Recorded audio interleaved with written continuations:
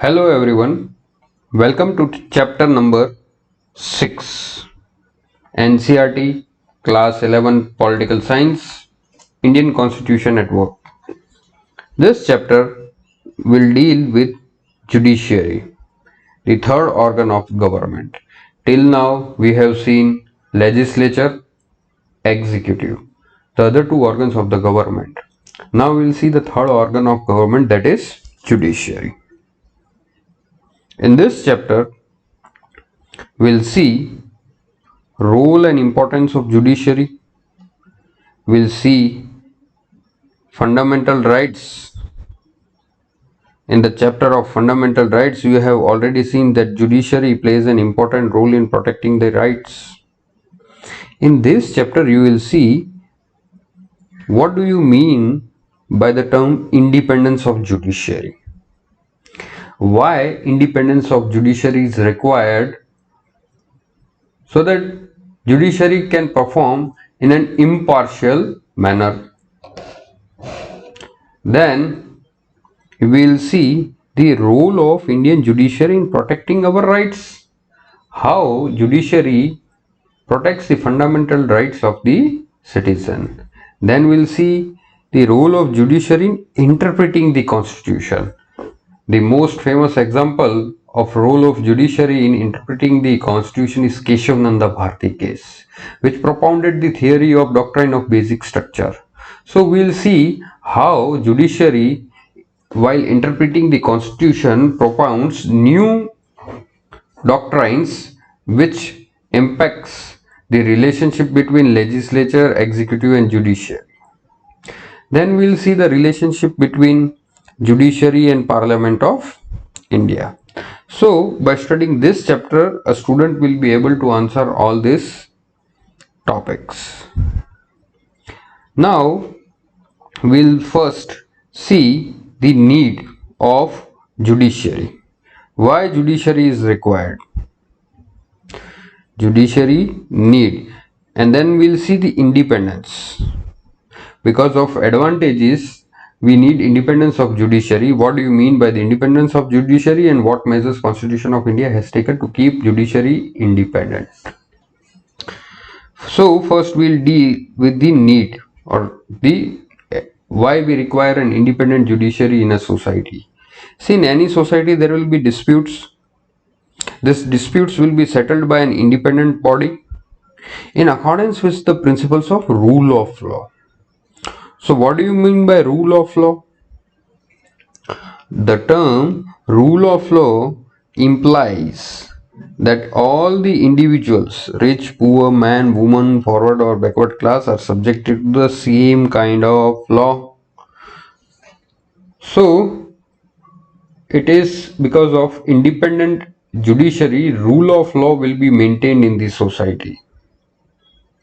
So if we see the role of judiciary, the role of judiciary is to protect the rule of law and ensure that there is supremacy of law in the society. Our society is governed according to the law and there is no arbitrary power. Judiciary also safeguards the rights of individual, settle disputes in accordance with the law, and ensure democracy does not give way to individual or the group dictatorship. In order to be able to do so, it is necessary that the judiciary should be independent. So because of all above reasons, judiciary has to be independent. First we'll see the meaning of the term independent judiciary, and then we'll see what are the mechanisms through which the judicial independence can be maintained. So first we'll see the meaning of independence of judiciary. Accordingly, the first meaning of independence of judiciary means other organs of government, that is executive and legislature, should not interfere in the functioning of judiciary in such a way that judiciary is unable to do justice. So the first meaning of the term independence of judiciary means there should be non-interference from the other two organs, that is executive and legislature, in various manners, appointment of judges, removal of judges, etc. Then we'll see that these other organs should not interfere in the decision of judiciary. And third, meaning of term independent judiciary means judges should be able to perform their functions without fear or favor.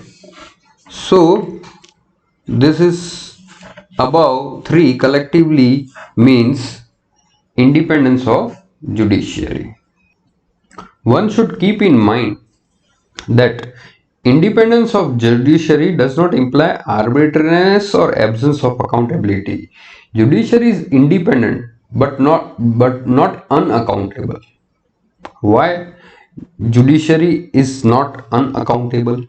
Because judiciary is accountable to constitution, democratic conventions and traditions, and finally the people of the country.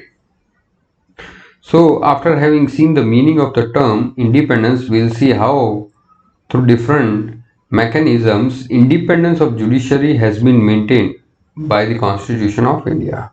So how can independence of judiciary be provided and protected? According to Indian Constitution, independence of judiciary will be through following measures.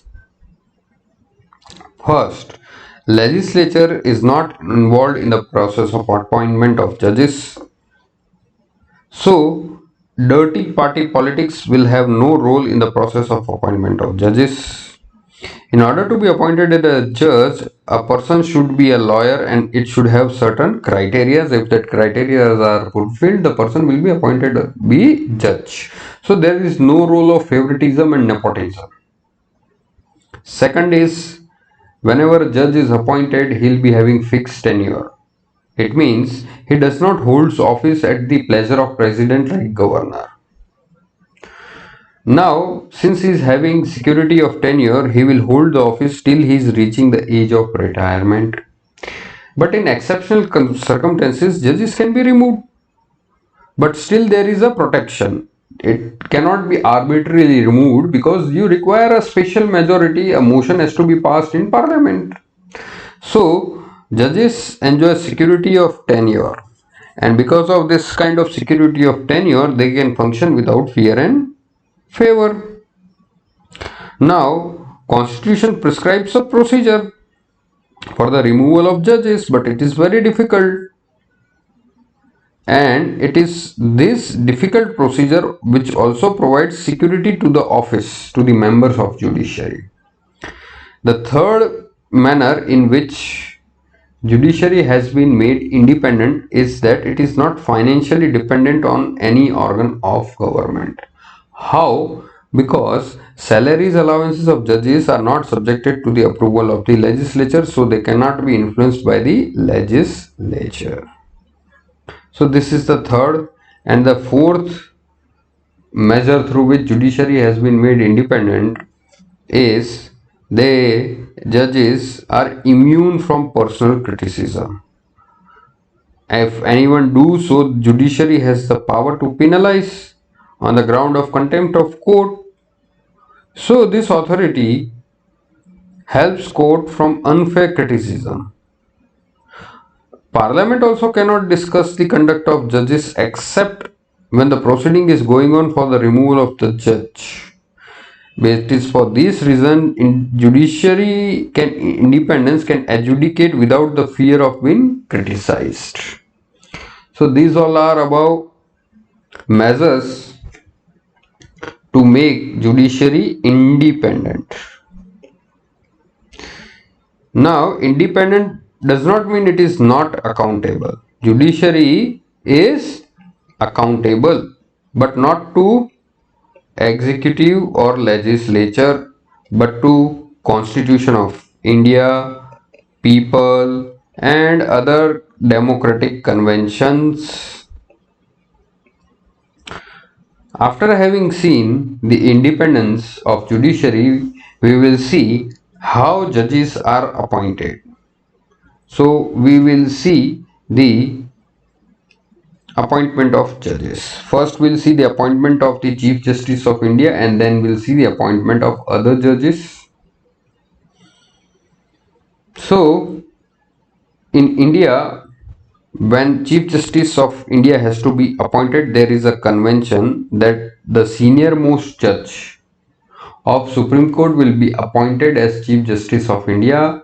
But this convention has been broken twice in 1973 when A.N. Ray was appointed superseding three other judges, and in 1975 when M.H. Beg was appointed superseding H.R. Khanna. So, out of all the judges of Supreme Court, the senior most judge of Supreme Court should be appointed as Chief Justice of India. Now we'll see how other judges are appointed. See, other judges of Supreme Court and High Court are appointed by President on the aid and advice of Council of Ministers. So here Council of Ministers is the appointing authority. But President will only appoint after consulting the Chief Justice of India. So, judges of Supreme Court and High Court are appointed by President after consulting Chief Justice of India. This we have seen. So, we'll see now after the appointment of judges, removal of judges. If you want to remove the High Court and Supreme Court judges, they can be removed only on the two grounds. First is proven misbehavior and second is incapacity. And the motion of removal has to be passed by special majority by both the houses. So what do you mean by special majority? Students, do you know what is special majority is? Special majority means 50% of the total membership of the house plus 2/3 of the present and voting out of the total. So this is the meaning of special majority, and when a motion is passed by both the houses by special majority, Parliament can remove the judges of Supreme Court and High Court. So in short, removal of Supreme Court judges and High Court judges requires parliamentary approval with 2/3 majority. Okay. Now, this process of removal is extremely difficult. Why? Because they can be removed only on these grounds: proven misbehavior and incapacity, and secondly, it has to be passed by special majority. So, it should be noted here that executive has a crucial role in appointment of the judges and legislature has a crucial role in removal of judges. Okay, this thing should be kept in mind. Executive plays a very critical role in appointment of judges and legislature plays a critical role in removal of judges. So this is the difference in appointment and removal of judges. We'll see the example of the removal of judges. Till now there is only once case in which there was an attempt of the removal of the judge of Supreme Court and his name was Ramaswamy, and this happened in 1991. But when Congress party abstained from voting, the House was unable to remove the then judge of Supreme Court, that is Ramaswamy. So this is the sole example of removal of Supreme Court judge, but this removal was not complete. After having seen the appointment and removal of judges, we'll see the structure of judiciary in India. So as far as structure is concerned, in India we have single integrated judiciary, unlike America where there is disintegrated. Integrated judiciary, High Court will be below the Supreme Court. There will be no separate courts for the state as in case of America. In America, judiciary is disintegrated and independent. In India, judiciary is independent and integrated. In disintegrated judicial system of America, there will be a separate court, state court, which will be dealing with the state laws, and they will be the final interpreter in the case of state laws also. And there would be there would be national or the courts at the central level that will be dealing with the central law. But in India at the state level we have High Court, so both High Court and Supreme Court will deal with both kind of laws, state laws and central laws. So this kind of system is called integrated judicial system. Secondly, it is pyramidal in form. Indian judicial system is pyramidal in form. This pyramidal form we'll see below. It is in this diagram. You will see Supreme Court of India. Below Supreme Court of India you have High Court. Below High Court you have District Court, and below District Court you have subordinate court. And these are the different functions of Supreme Court, that the decisions of Supreme Court are binding on all the other courts. They can transfer the judges of High Court. They can move any court, take any case from any court and take it to itself, and they can also transfer the cases. In High Court, these are different functions. District Court will have different functions, and this subordinate court will have all this kind of functions. So this is all about the structure of judicial system in India. Having seen the structure of judicial system of India, now we deal with the jurisdiction of Supreme Court of India, or the powers of the Supreme Court of India. So the powers of the Supreme Court of India can be divided into 4 types: original jurisdiction, appellate jurisdiction, advisory jurisdiction, and writ jurisdiction. This we'll see in detail now. First we'll see the writ jurisdiction of Supreme Court. Before the writ jurisdiction, we'll see the original jurisdiction of Supreme Court. In original jurisdiction, you will see that you can directly move. In case of original jurisdiction, you can directly move to the Supreme Court. Not necessarily you have to go first to the local court, then High Court, and then Supreme Court. First thing, you will directly move to the Supreme Court. Only in federal matters this will go directly to the Supreme Court. So this is called original jurisdiction. Not only directly, but Supreme Court alone will have the power to deal with this kind of cases. Neither the High Court nor the lower court can deal with this kind of cases. So Supreme Court will not only settle the dispute, but it will interpret the powers of the union and the state government. So what you can conclude, that in original jurisdiction, directly Supreme Court will take the case, plus Supreme Court alone has the power to deal with this kind of cases. No High Court or other subordinate court can deal with this kind of cases. So this kind of jurisdiction is original jurisdiction. This writ jurisdiction we had studied in fundamental rights, that Supreme Court under Article 32 and High Court under Article 226 can issue writ for the protection of fundamental rights. Appellate jurisdiction. Supreme Court is the highest court of appeal. Whenever any case goes from High Court to Supreme Court, first High Court should certify. For example, in criminal cases, whenever a death sentence is awarded, then the appeal goes to Supreme Court, and Supreme Court has the power to decide whether to admit the appeal or not. So in appellate jurisdiction means Supreme Court will reconsider the case on which decision already has been taken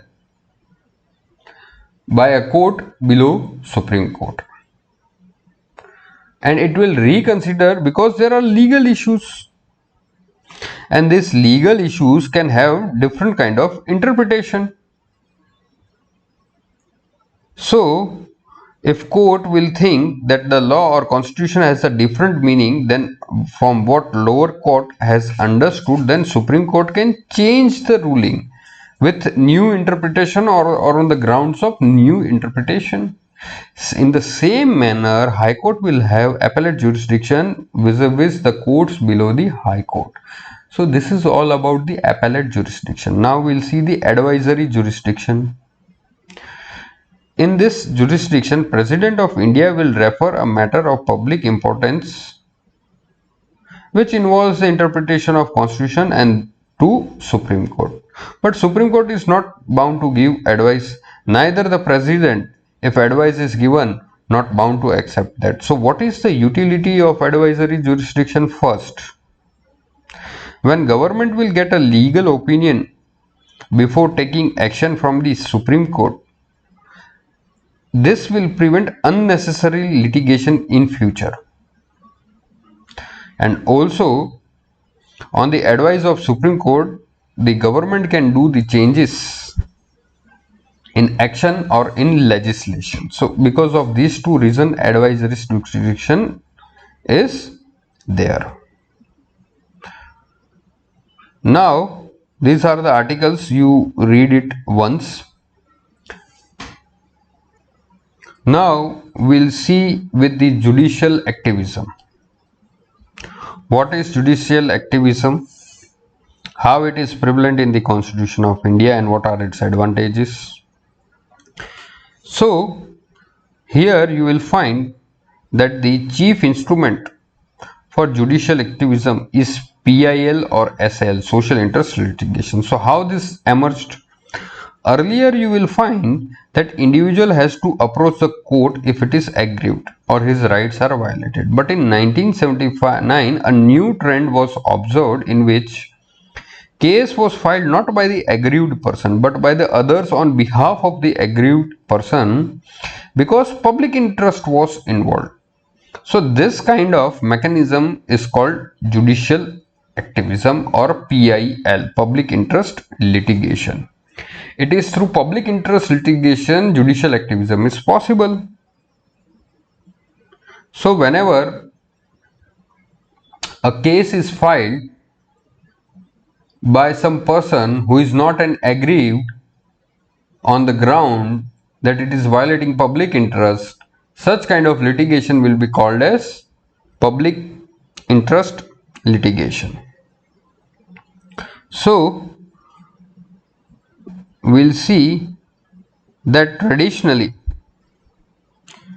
these cases were brought before it and the court began considering many cases merely on the basis of newspaper and postal complaint received by court.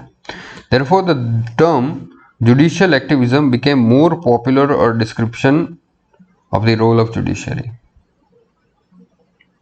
It means that Supreme Court tried to admit the cases only on the basis of reporting in newspapers and postal complaints also. The best two examples is of 1979, the under trials of Bihar. It is called Hussain Cartoon Bihar case. All students should read this case. And another example of judicial activism PIL is in 1980, the Tihar jail case, which is called Sunil Batra versus Delhi administration. So all students should read this case. Finally, we'll see that PIL, through PIL, court has expanded the idea of rights. For example, clean air, unpolluted water and decent living are rights of entire society, and individuals are part of society. So individual has right to seek justice if these rights are violated, and so here comes the PIL. Also, secondly, post 1980 period, through PIL and judicial activism, judiciary tried to protect the rights of those section of society who are unable to approach court,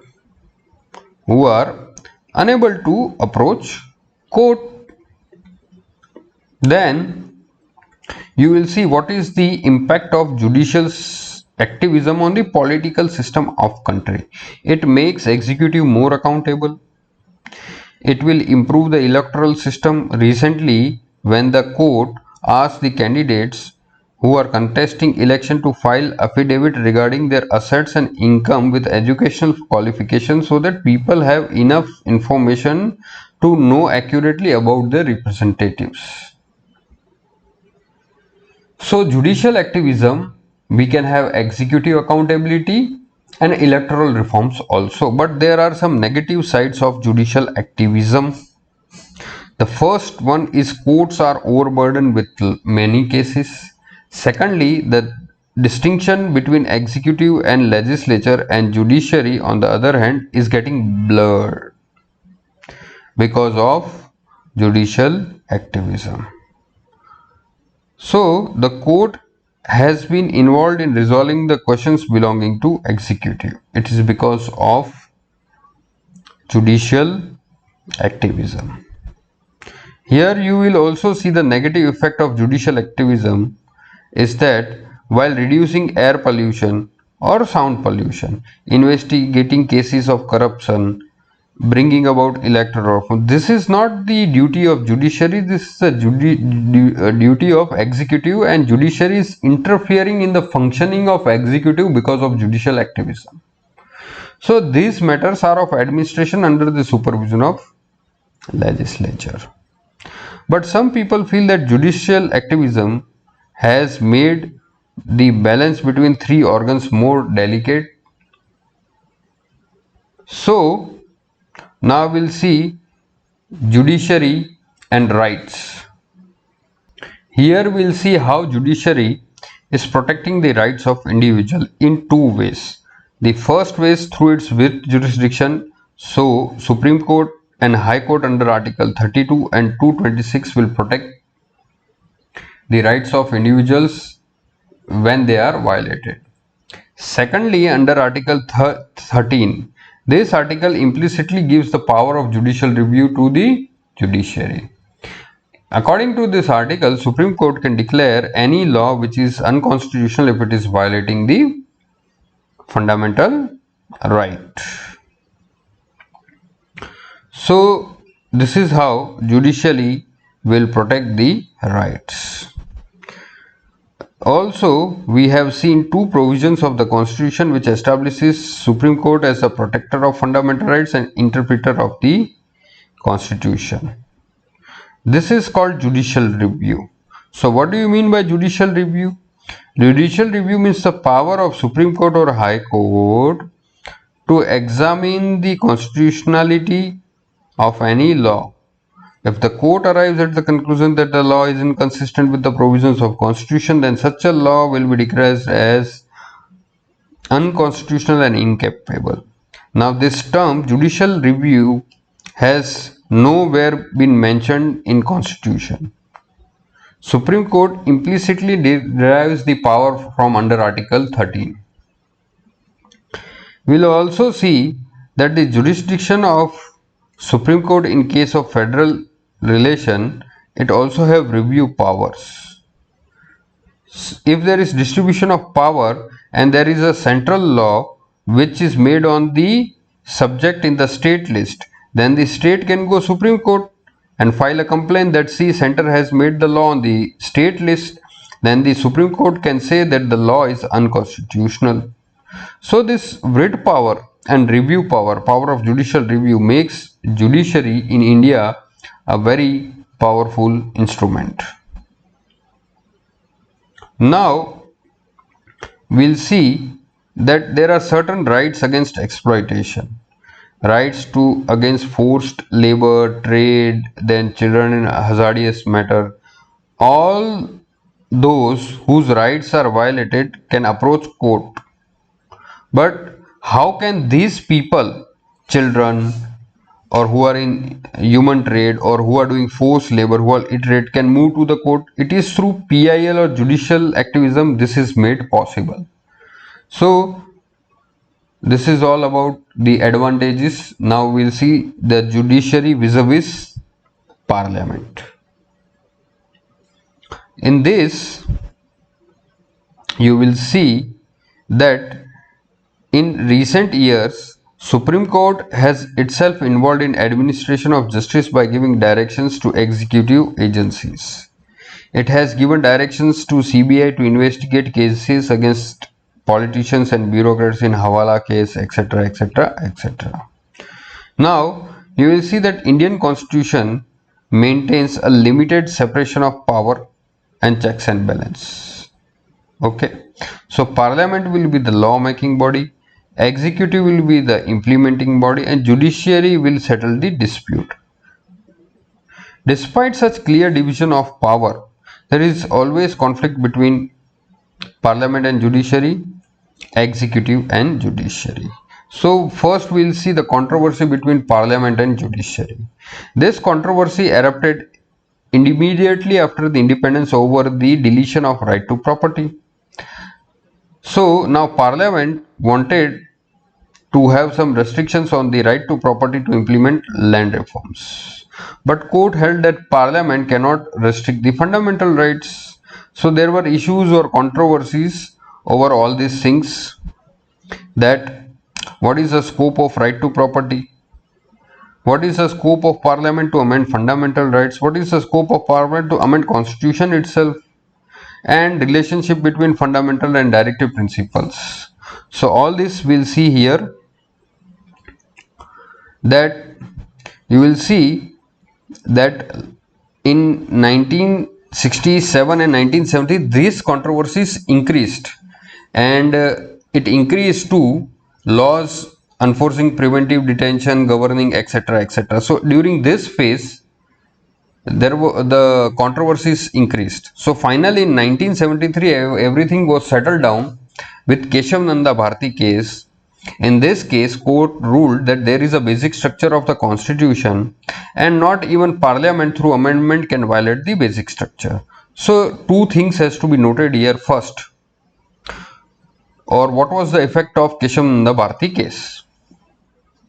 First, right to property is not the part of basic structure, so it can be abridged.